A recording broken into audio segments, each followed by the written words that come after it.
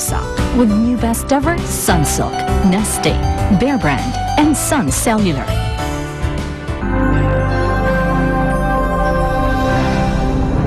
Hindi ang ina niyo pumatay kay Mami. Si Daddy yun. Nandito sa loob ang damit at kutsilyo na ginamit ni Daddy. Kunin niyo na, Levi.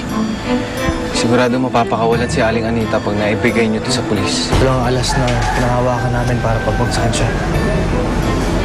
Kaya mo, makakaasa ka na ako mismo tatawag sa inyo pag napatignan ko na to. Pero sa susunod, may papahamak ang sarili mo, ha? Natakot ako nung nasaktan ka. Akala ko pati ikaw mawawala na sa akin. Dapat si Jonathan na yung pinatamaan mo nang matutunan niya na hindi niya dapat tinatraidor ang ama niya. Base sa lab test, dugo ni Rowena nasa kutsilyo, pati sa damit ni Gum. Maraming salamat, Res. At lilitisin si Gum sa salang pagpatay ng sarili niyang asawa. Saktan mo ako! Tapos patayin mo na rin ako! Tulad na ginawa mo kay Mami.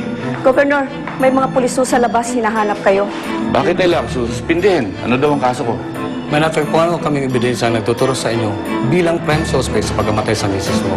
Hindi ganun kadali pabagsakin sa inyo at magawa ko. Kung gusto nila akong dalhin sa impyerno, sisiguruhin kong may isasama.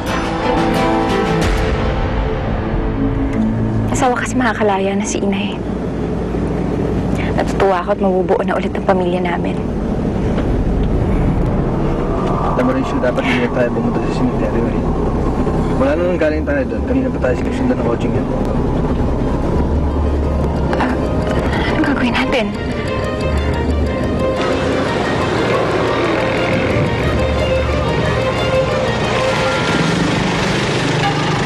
Bumaba na muna kayo. Pag ko rin na bahala kay Rachel. Ako na bahala dito. Teka, hindi ako bababa. Hindi kita iiwan. Delikado, Levi. Sige na, hinihintay ko yung inay. Di ba, magkikita tayo doon. Sige na. Sige na.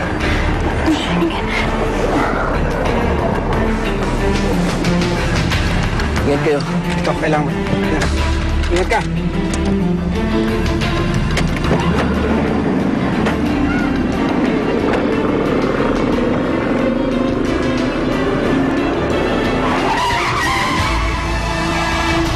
Nandito ba talaga yung sundo ko? Wala na bang papeles na pipirmahan? Wala na. Ayaw po pa bang lumaya, ha?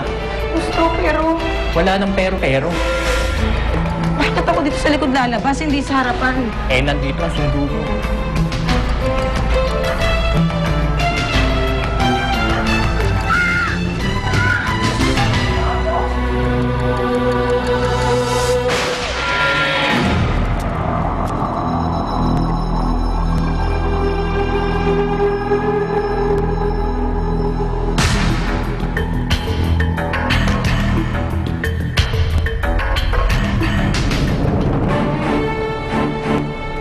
Bonnie! Hindi ka naman siguro talaga nagulat, Levi. Hayop ka pa. Paano mo nagawa to? Ha? Kaibigan tayo. Kinakapatid mo pa ako at alam mo, demonyo yung pinagsisilbihan mo. Pasensya ka na, Levi. Walang personalan to. Pera-pera lang. Dami mo pang dadami. Iputok mo yung laki yan! Ipuputok mo! Pa! Pa! Daddy! Huwag! Bawa ka!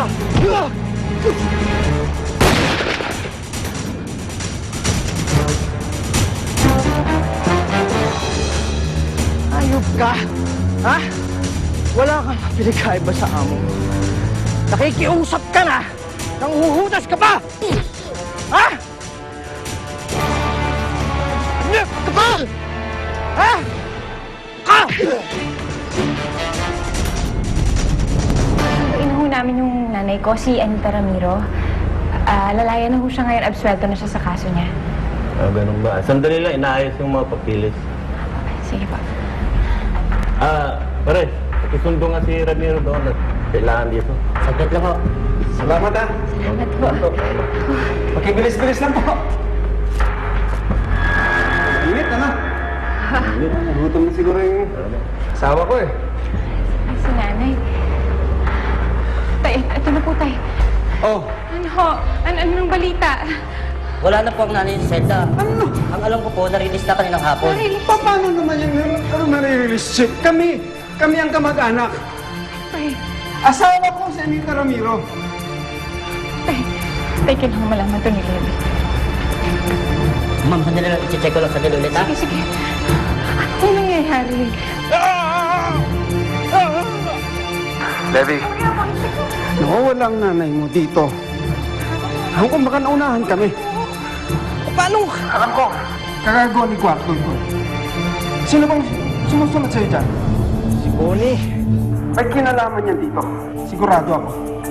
Saan ba kayo? Pupuntahan namin kayo. Dito kami sa Marcos Highway.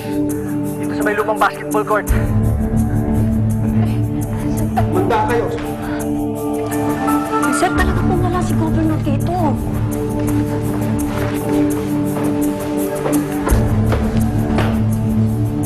Jonathan, hinahanap namin si Gov. Iwanan to para sa kanya, para sa pagkamatay ng mahal. Eh sir, sinabi ko naman po sa kanila na talagang wala po si Governor dito eh. saan ba siya nagpunta? Wala po sinabi. Sir, yung tungkol sa kinasuhan na si Anita. Ang balita namin, pinalaya na dahil walang sapat na ebidensya. Kukunin ko na lang ho yung numero nyo. Tatawagan ko kayo pag may balita na kay Daddy. Salamat at pasensya na rin, trabaho lang to.